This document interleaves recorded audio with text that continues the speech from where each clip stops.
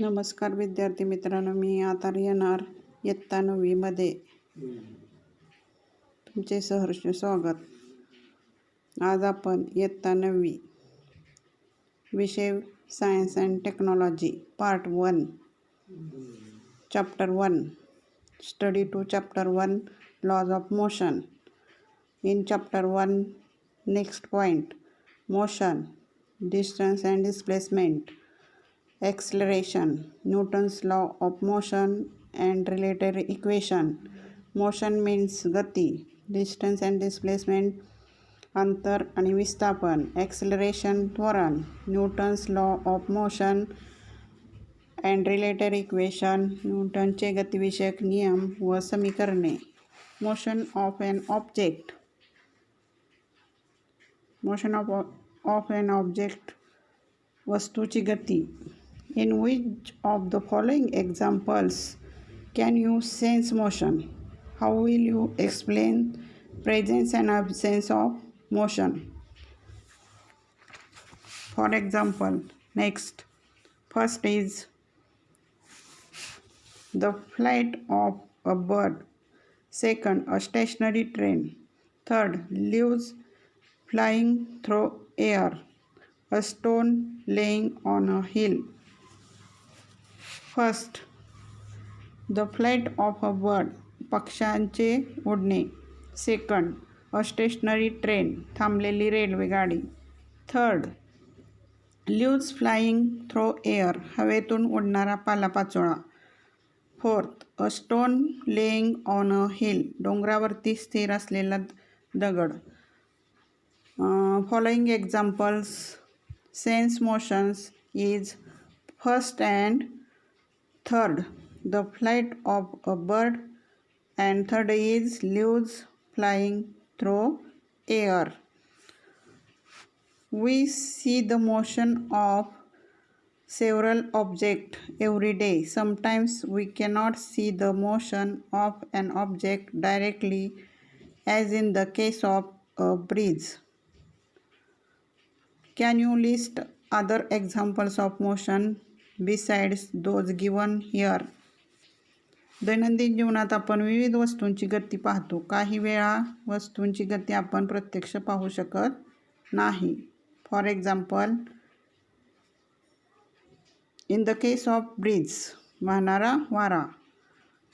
Next, think about it. You are travelling in a bus. Is the person sitting next to you in motion. बसमधून तुम्ही प्रवास करीत आहात. तुमच्या शेजारी बसलेली व्यक्ती गतिमान आहे का? आपण ज्यावेळेस बसमध्ये बसतो तर शेजारी व्यक्ती आपल्याला गतिमान आहे असं वाटत नाही, परंतु ज्यावेळेस रस्त्यावरून जाणारी एखादी व्यक्ती असेल तर त्यावेळेस त्या व्यक्तीला ती बसमध्ये असणारी व्यक्ती गतिमान आहे असे वाटते. The person sitting next to me is not in motion with respect to me, but that person is in motion with respect to a person on the road. Second, what do you take into consideration to decide if an object is moving or not? If the position of an object is changing with respect to its surrounding, then it is said to be in motion. Otherwise, it is said to be at rest. जर एखादी वस्तू सभोवतालच्या संदर्भात तिची जागा बदलत असेल तर ती गतिमान आहे असे म्हणतात. जर ती सभोवतालच्या संदर्भात जागा बदलत नसेल तर ती स्थिर आहे असे म्हणतात. Next point, displacement and distance. Displacement means विस्थापन अँड डिस्टन्स मीन्स अंतर. Definition of displacement. Definition of displacement is the minimum distance between starting and finishing points. Displacement definition काय आहे? Is the minimum distance between starting and finishing points. विस्थापन म्हणजे गतिमानतेच्या आरंभाने अंतिम बिंदूतील सर्वात कमी अंतर होय. Next definition, distance. Distance is the length of actual path traveled by an object in motion while going from one point to another. काय आहे definition बघा. Distance is the length of the actual path traveled by an object in the motion while going from one point to another. अंतर म्हणजे दोन बिंदूंच्या दरम्यान गतिमान असताना वस्तूने प्रत्यक्ष केलेले मार्गक्रमण. अंतर म्हणजे काय? दोन बिंदूंच्या दरम्यान गतिमान असताना वस्तूने केलेले प्रत्यक्ष मार्गक्रमण होय. Let's try this. करून पाहूया. आता फिगर हे पिक्चर दिलेलं आहे बघा. Location of the school and houses. या लोकेशनमध्ये बघा काय दिलेलं आहे. Sheetal and Prashant house, Sangeeta's house, school. Sheetal and Prashant house path A 5 metre आणि Sangeeta's house to school path B 1200 metre. आणि Sheetal and Prashant house to school 1300 metre distance. Let us try this. Measure the distance between point A and B different ways as shown in the figure. आकृतीमध्ये A आणि B यातील अंतर वेगवेगळ्या पद्धतीने काढायला सांगितलेलं आहे. Now measure the distance along the dotted line. Which distance is correct according to you and why? तर त्याच्यामध्ये बघा या ठिकाणी A पासून B पर्यंतचे अंतर सरळ तुटक रेषेने दाखवलेल्या मार्गाने मोजायचं आहे. आणि त्या ठिकाणी कोणत्या मार्गाने मोजलेले अंतर योग्य आहे आणि का.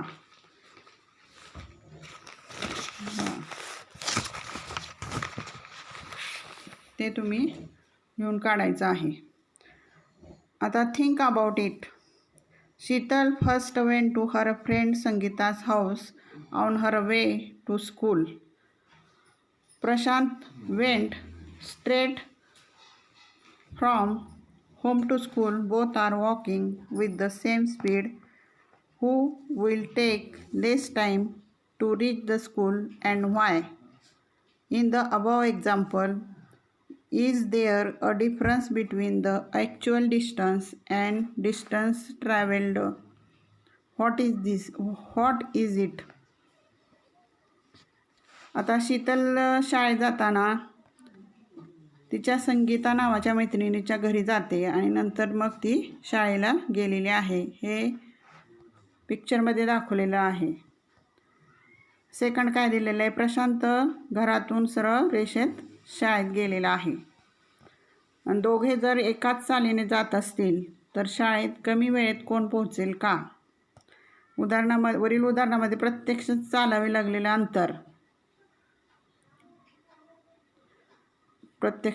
लागलेले अंतर आणि सरळ रेषेतील अंतर यात फरक असेल का. कोणता. Sheetal first went to her friend Sangeeta's house on her way to school.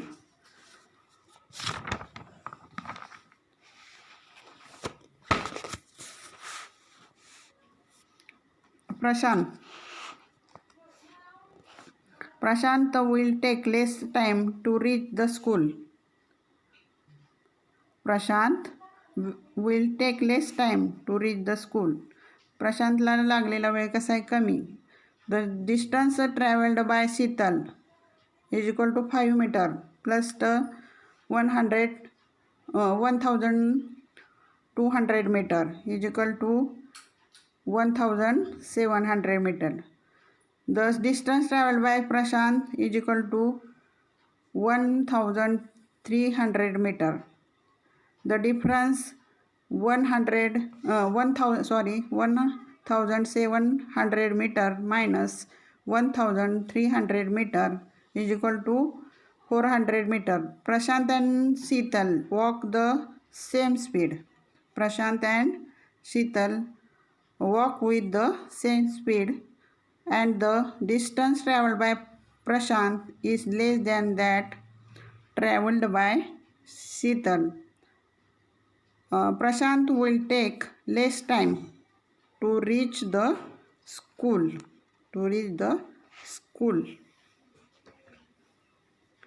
Next point.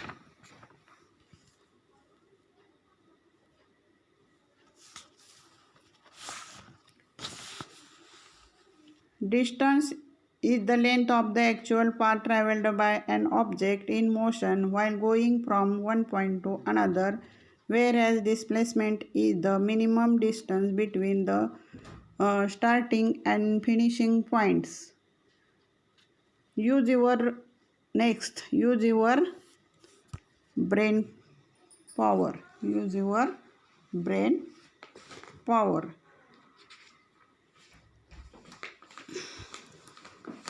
Diagram A.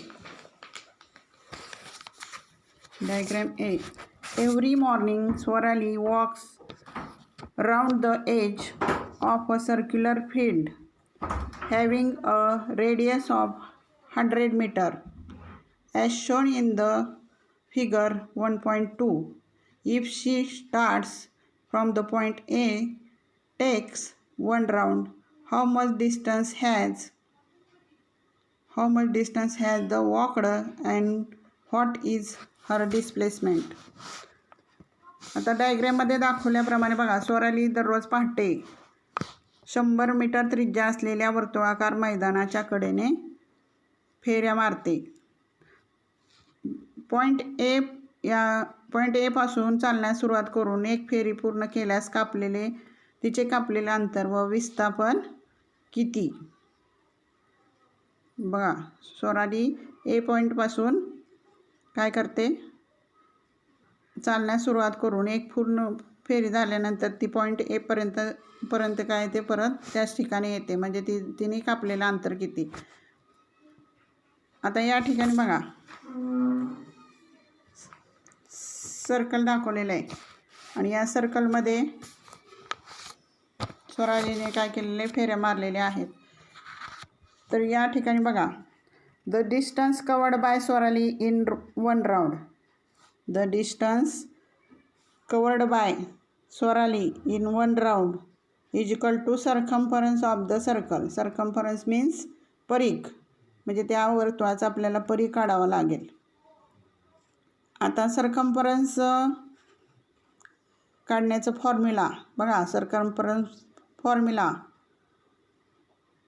Circumference is equal to 2 pi r, 2 into 22/7 into 100 meter is equal to 628.6 meter.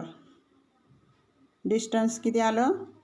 628.6 meter.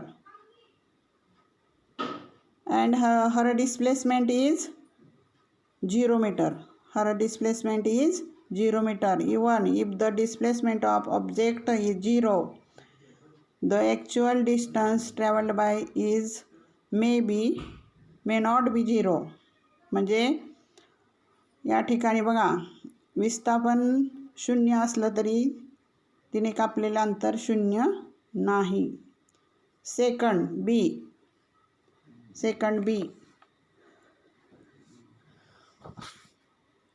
If a car starting from point P goes to point Q,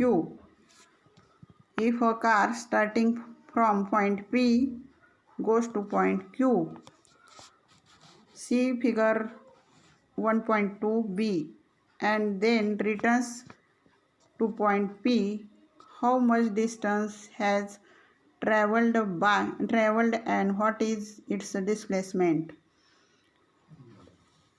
आता या ठिकाणी बघा, एक car दाखवलेली आहे आणि ती car काय करते, पी बिंदूपासून निघून क्यू बिंदूपर्यंत जाते आणि परत क्यू बिंदूपासून निघून पी बिंदूपर्यंत जाते.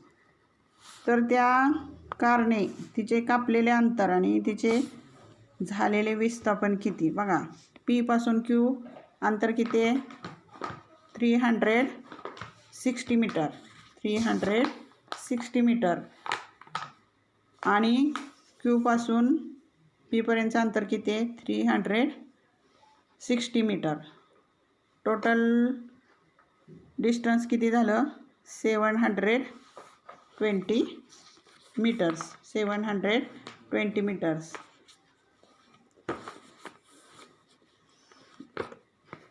डिस्प्लेसमेंट किती आलं? 0 मीटर. डिस्प्लेसमेंट किती आलं? 0 मीटर. डिस्प्लेसमेंट किती आलं? 0 मीटर.